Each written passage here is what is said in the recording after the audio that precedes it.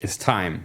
Time for another episode of Advent of Vim 2025. Today's day 6 and we're going to cover F, capital F, and T, capital T. If that sounds like a mystery to you, let's just see what they do. Alright, let's get started. We open up this gift manifest file here and let's see what we can do here. Let's jump down a few lines here and let's try out what F does. F is for horizontal movement. So if we press F and the opening bracket here, or parentheses, we jump exactly on top of the opening parentheses. Let's try this again and jump on top of the next comma. So let's do F comma, and we're on the comma. So you might think we have to press F comma again to jump to the next comma. That would work, but you can also press semicolon. That repeats the last F motion here. And if we wanted to jump backwards, there are two ways. First of all, we can use comma and jump backwards to the last comma because it's like the move to the other way around here for the find command. Oh, there was the doorbell. But there's also another way. So let's move to the end of the line here. And let's say we wanted to jump back to this E here. Oh, now I clicked it. Let's go back to the end of the line. So we can do that with capital F, E.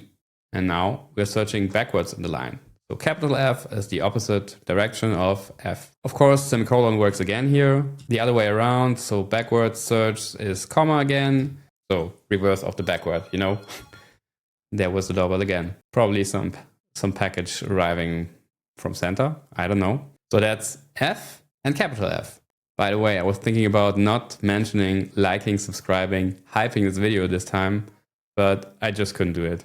So please like and subscribe and hype. Also, think about the membership options. We already have 3 members now.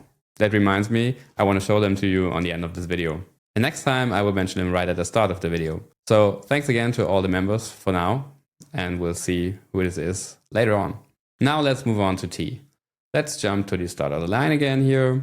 And T does something quite similar. You can use T to jump right in front of the thing you want to search for.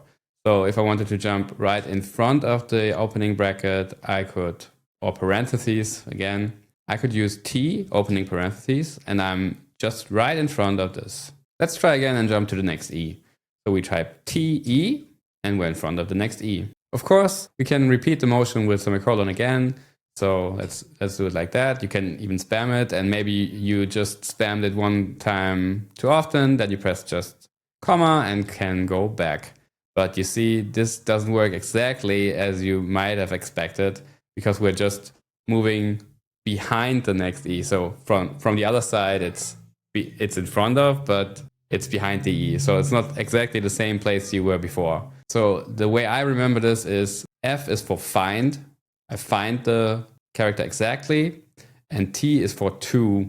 So you get to or until the character. And this depends on the direction you take there. So if you hit TE, you go to the left side of the next E. But if you hit capital T, E, you come to the right side of the T because you come from right? So if you think about it this way, that's quite logical. I just find it confusing sometimes if I repeat my motion and then I'm on the other side. So it's not just jump directly back, it's just search to the other direction. And of course, we can combine these motions with some commands. So if I wanted to delete everything from the place I am currently at until the colon, I would do a D, T, colon, and we just ruined this entry here. Let's do one more example. Let's go back to the start of the word here. And now let's say I just wanted to visually select everything from this word until to the colon again, or let's say including the colon, I would do V and then a F and colon. And now we have the visual selection here complete. So you can combine it with all sorts of stuff. But that's the beauty of Vim motions, right? You can combine all these motions and commands and it's its own little language. And it becomes quite intuitive. So as I mentioned before, I wanted to show you the members and I wanted to thank them, especially here. These 3 here are my personal heroes. They are members of my channel here. So thank you for joining. Thanks so much for supporting me. But also thank you for watching until this time. And thanks for liking, subscribing, hyping, hitting the bell, and just commenting and giving me all your feedback. It's really cool to have all these interactions. Also, you might want to join me on my live streams on Wednesdays. Next week, I will even be streaming Wednesday and Friday. I will be doing a post on YouTube again with all the specific dates and times again. Hope to see you there maybe. Otherwise, in the next video. Also, take a look at all the other episodes of Advent of Vim if you haven't done that already. And again, thanks for being here. See you around and take care.